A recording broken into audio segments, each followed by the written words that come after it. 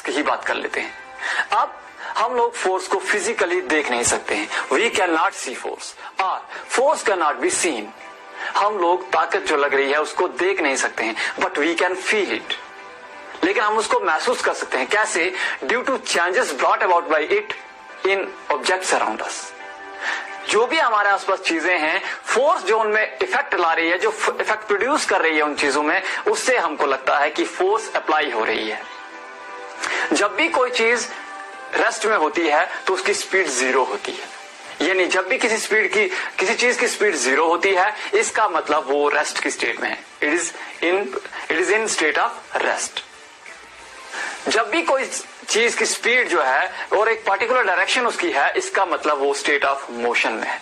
यानी जब भी, जैसे ये बॉल है, जब ये एक जगह पर है, जीरो स्पीड है, तो इसका मतलब ये रेस्ट में है। अब ये मूव कर रहा है, हमने इस पे फोर्स लगाई, ये मूव कर रहा है, एक पर्टिकुलर डायरेक्शन की तरफ जा रहा है, इसका मतलब ये स्टेट ऑफ मोशन में है। सबसे पहली चीज जो फोर्स करती है वो स्टेट ऑफ मोशन को चेंज करती है। अब स्टेट ऑफ मोशन में ये क्या क्या चेंजेस करती है? सबसे पहली चीज, a force can move a stationary object. Force जो है एक स्टेशनरी ऑब्जेक्ट को मूव कराती है। जैसे मैंने इस बॉल की एग्जांपल ले ली, जब हम इसको एक प्लान सरफेस पे रखेंगे तो ये क्या होगा? ये रेस्ट में होगा। सपोज कीजिए मैंने इसको ऐसे रखा, मैं अपने हाथ को यहां सरफेस मानता हूं, तो मैंने इसको ऐसे रखा तो ये क्या है? ये रेस्ट में है। ये बुक है तो इसको मैंने मान लिया ये सरफेस है, इसको मैंने ऐसे रखा तो ये स्टेट ऑफ रेस्ट में है ना। जब मैं इसको फोर्स लगाऊंगा तो ये मूव करेगा, कर रहा है। जब मैं इस पे फोर्स लगाऊंगा तो ये मूव कर रहा है। इसका मतलब force can move a stationary object. Force जो है एक स्टेशनरी ऑब्जेक्ट को मूव करा सकती है। जैसे कि जब एक फुटबॉल मैच के दौरान एक फुटबॉल के प्लेयर को पेनल्टी किक लेना होता है तो वो बॉल रेस्ट में रखा जाता है, तो फिर प्लेयर क्या करता है? उसको अपने लात से किक करता है। तो फोर्स लगा रहा है, उस फोर्स से उस बॉल में स्पीड, उस बॉल की स्पीड बढ़ती है, यानी it can move a stationary object. Ball stationary था, जब फोर्स लगी तो उसका मोशन जो है वो चेंज हो गया, वो मूव हुआ। पहली चीज। दूसरी चीज हमारे पास है, अ force can stop a moving object. अब फोर्स जो है एक मूविंग ऑब्जेक्ट को रोक भी सकती है। कैसे? सपोज कीजिए ये बॉल मूव कर रहा है, मैंने अपने इस बॉल की पाथ में, इसके रास्ते में हाथ रख लिया, तो क्या हुआ? इसका पाथ ऑब्स्ट्रक्ट हो गया। ऑब्स्ट्रक्शन से क्या हुआ? इस पे फोर्स लगी, हाथ की फोर्स इस पे लगी तो इसकी स्पीड रुक गई, ये स्पीड जो है इसकी जीरो हो गई, तो ये रेस्ट में आ गया। वैसे ही जैसे हमारा फुटबॉल मैच के दौरान या हॉकी मैच के दौरान जो गोलकीपर होता है वो बॉल पकड़ता है, उसकी स्पीड जीरो हो जाती है, वो फोर्स लगाता है, उस फोर्स से बॉल पकड़ता है, स्पीड जीरो हो जाती है। इसका मतलब क्या हुआ? अ force can stop a moving object. या हम दूसरे एग्जांपल की बात करें, फील्डर जो है जब बैट्समैन बॉल हिट करता है क्रिकेट मैच के दौरान, तो फील्डर बॉल को पकड़ता है, बाउंड्री पर जाने से रोकता है, फील्ड करता है, तो क्या करता है? वो फोर्स लगाता है जिससे उस बॉल की स्पीड जीरो हो जाती है। इसका मतलब यही है कि force can stop a moving object. ये हो गई दूसरी चीज। अब तीसरी चीज फोर्स क्या कर सकती है? Force can change speed of a moving object. Force जो है एक मूविंग ऑब्जेक्ट की स्पीड को बदल सकती है। जैसे कि मान लो एक बच्चा जो है वो बाइसाइकिल चला रहा है, यानी एक साइकिल चला रहा है, और पीछे से उसके कैरियर से कोई उसको धक्का देता है या उसको खींचता है, यानी कोई उसको पुश करता है या उसको पुल करता है, तो क्या इफेक्ट होगा? जब भी कोई उसको पुश करेगा तो बाइसाइकिल जो है, जो उसका साइकिल है, वो तेजी से आगे बढ़ेगा। अगर पुल करेगा तो उसकी स्पीड कम हो जाएगी। अब ये पुश और पुल क्या है? हमने पिछली क्लास में ही पढ़ा कि पुश और पुल ऑफ एन ऑब्जेक्ट होता है फोर्स। इसका मतलब जब वो पुश कर रहा है तो फोर्स लग रही है, पुल कर रहा है तो फोर्स लग रही है, तो उसकी स्पीड जो है वो बदल रही है ना। जब पुश करेगा तो तेज चलेगा, पुल करेगा तो स्लो चलेगा। इसका मतलब force can change speed of an object. या ये बॉल है, जब ये चल रहा है तो मैं इसको और थोड़ी सी फोर्स लगाऊंगा तो ये तेजी से चलेगा, लेकिन अगर मैं इसके रास्ते में आगे पाथ में हाथ रखूंगा और फिर हाथ हटा दूंगा, थोड़ा सा इसको टच करते हाथ हटा दूंगा, तो क्या होगा? इसकी स्पीड थोड़ी स्लो हो जाएगी। या इसको हम ऐसे फोर्स लगा देंगे चलेगा, अगर हम इसको कुछ भी नहीं करेंगे तो भी ये आहिस्ता आहिस्ता स्लो होगा। क्यों? क्योंकि इस पे अर्थ की फ्रिक्शनल फोर्स लग रही है, ग्रेविटेशनल फोर्स लग रही है।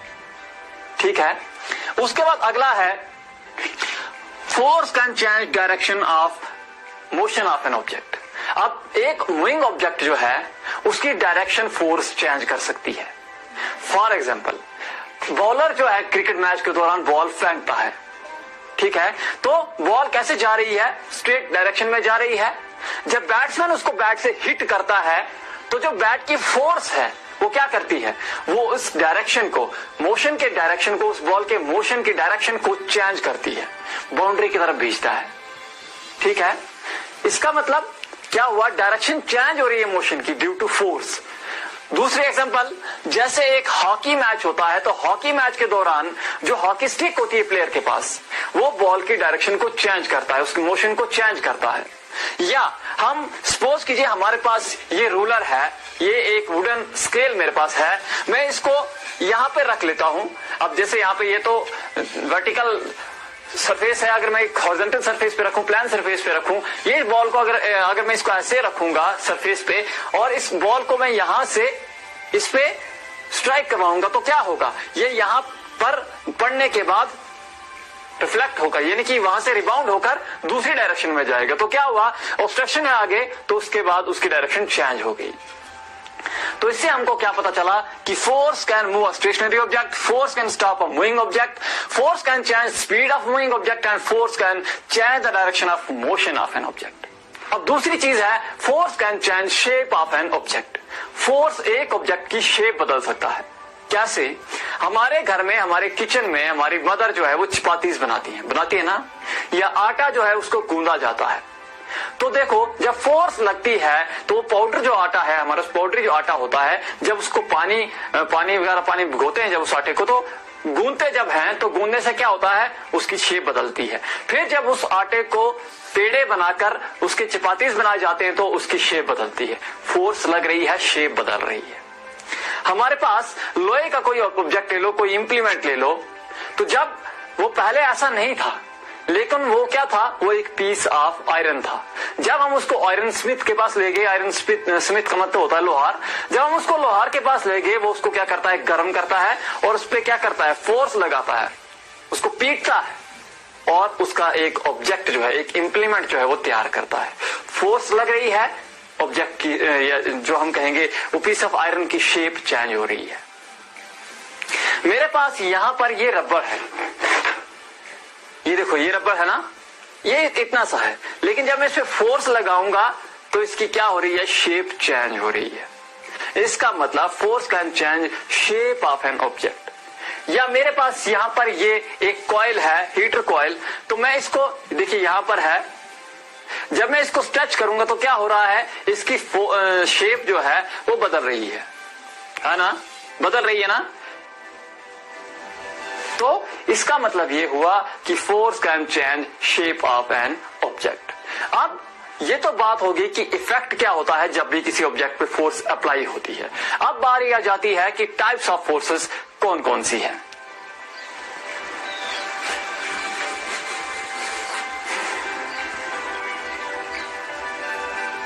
अब टाइप्स ऑफ फोर्सेस की बात करें तो there are two main types of forces, contact forces and non contact forces. अब कांटेक्ट फोर्सेस क्या होती हैं? कांटेक्ट से आप क्या समझते हो? कांटेक्ट का मतलब होता है टच। जब दो चीजें फिजिकली एक दूसरे को टच कर रही हैं, उस टाइम पे जो फोर्स वो लगा रही हैं एक दूसरे पे, उसको हम कहते हैं कांटेक्ट फोर्सेस। यानी कि these forces come into play when two objects physically touch each other, या when two objects are in physical contact with each other।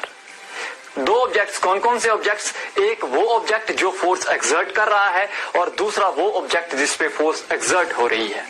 मतलब एक वो ऑब्जेक्ट जिससे ताकत लग रही है, फोर्स लग रही है, और दूसरा वो ऑब्जेक्ट जिसपे फोर्स लग रही है। ये दोनों ऑब्जेक्ट जब एक दूसरे के फिजिकल कांटेक्ट में होंगे, इस तरह की फोर्सेस जब लगती हैं, उसको हम कहते हैं कांटेक्ट फोर्सेस। अब दो टाइप्स हैं इसकी भी आगे, मस्कुलर फोर्स और फ्रिक्शनल फोर्स। मस्कुलर फोर्स का मतलब क्या हुआ? मस्कुलर फोर्स का मतलब होता है मसल्स की ताकत। इंसान की हो या जानवर की हो। जैसे सपोज कीजिए हमने ये बुक उठानी है, मैंने ये बुक उठाई, तो इसमें क्या हुआ, इसमें मेरी मस्कुलर फोर्स का इस्तेमाल हुआ है।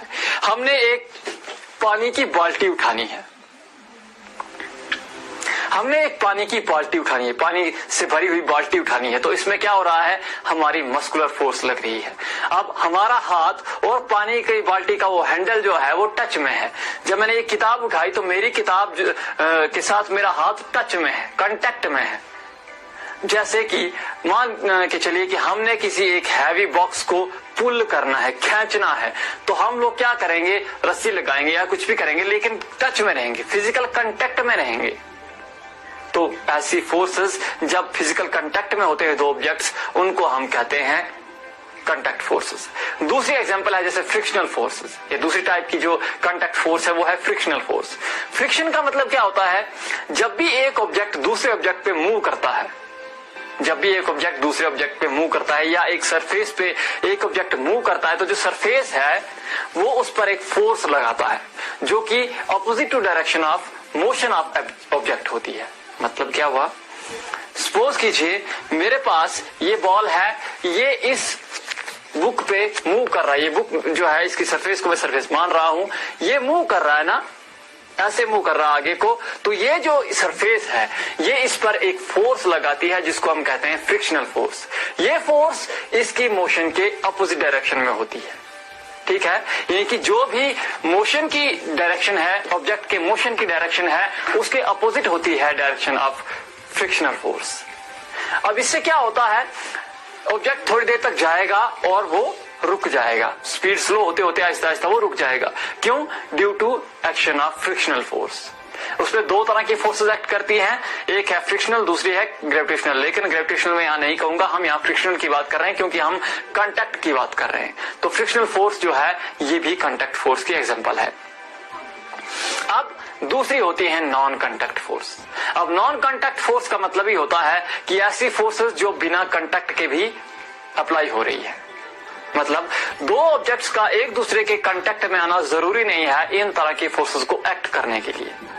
वो अगर थोड़े डिस्टेंस पे भी होंगी तो भी वो फोर्सेस एक्ट करेंगी। अब इस पर मैं कोशिश करूंगा क्योंकि अभी मेरे पास, अब जैसे कि यहां पर ग्रेविटेशनल फोर्स सबसे पहले आती है। अब ग्रेविटेशनल फोर्स का मतलब क्या होता है, ग्रेविटेशन का मतलब होता है the force of attraction of earth. The force due to which earth attracts every other object towards itself, उसको हम कहते हैं ग्रेविटी और ग्रेविटेशनल फोर्स। अब ये मार्कर मेरे हाथ में है, तो जब मैं इसको फेंकूंगा तो ये नीचे की तरफ आएगा, ऊपर की तरफ क्यों नहीं जाएगा। अब ये फोर्स जो है नीचे की तरफ लग रही है, ग्रेविटेशनल फोर्स इस पे लग रही है, अर्थ की ग्रेविटी की फोर्स इस पे लग रही है, तो ये नॉन कांटेक्ट फोर्स है। अर्थ के और इस मार्कर के बीच में कोई कांटेक्ट नहीं है, मत है कोई कांटेक्ट। ये मार्कर मेरे हाथ में है, जमीन से दूर है, लेकिन जब मैं इसको फेंकूंगा तो नीचे की तरफ जाएगा क्योंकि ग्रेविटेशनल फोर्स इस पे एक्ट कर रही है। दूसरी चीज मैग्नेटिक फोर्स। अब मैग्नेटिक फोर्स क्या होती है, हमारे पास मैग्नेट है ना, जब भी हम मैग्नेट के नजदीक आयरन नेल लाते हैं तो वो थोड़े डिस्टेंस से ही आयरन नेल को खींच देता है। ठीक है, क्योंकि वो उस पर फोर्स लगा रहा है। अब हमारे पास दो बार मैग्नेट अगर हमारे पास हो, जैसे हमारे पास दो बार मैग्नेट है, मान के चलो ये एक बार मैग्नेट है और दूसरा ये बार मैग्नेट है। अब जब हम इनके नॉर्थ पोल को एक दूसरे के पास लाते हैं तो क्या होता है, ये एक दूसरे को रिपेल करते हैं, एक दूसरे से भागते हैं। लेकिन जब हम एक का साउथ दूसरे का नॉर्थ नजदीक लाएंगे तो क्या होगा, थोड़े से डिस्टेंस से ये एक दूसरे को अट्रैक्ट कर देंगे। इसको हम बोलते हैं मैग्नेटिक फोर्स। अब तीसरी है इलेक्ट्रोस्टैटिक फोर्स। इलेक्ट्रोस्टैटिक फोर्स कैसे होती है, अब तीसरी है इलेक्ट्रोस्टैटिक फोर्स। अब इलेक्ट्रोस्टैटिक फोर्स क्या होता है, the force which is produced due to electrically charged bodies. जैसे कि हमारे पास हमारा कंघा है ना, हम उसको अपने ड्राई हेयर पर ऐसे ऐसे रब करेंगे थोड़ी देर तक, तो क्या होगा, वो इलेक्ट्रिकली चार्ज हो जाएगा। जब अगर हमारे पास सरफेस पे हमने छोटे छोटे पेपर के पीसेस रखे हैं, हम थोड़े से दूर से ही अगर उस कंघे को उसके पास ले जाएंगे, थोड़े दूर डिस्टेंस पे रखेंगे, तो क्या होगा, वो पीसेस ऑफ पेपर उससे चिपक जाएंगे। इस तरह के फोर्सेस को हम कहते हैं इलेक्ट्रिकली चार्ज या इलेक्ट्रोस्टैटिक फोर्स। तो ये हो गया हमारे पास, हमने पढ़ लिया स्टेट ऑफ मोशन कैसे चेंज होता है, शेप ऑफ ऑब्जेक्ट कैसे चेंज होता है फोर्स से, और टाइप्स ऑफ फोर्सेस क्या होती हैं। तो ये तो हो गई आज की क्लास की बात।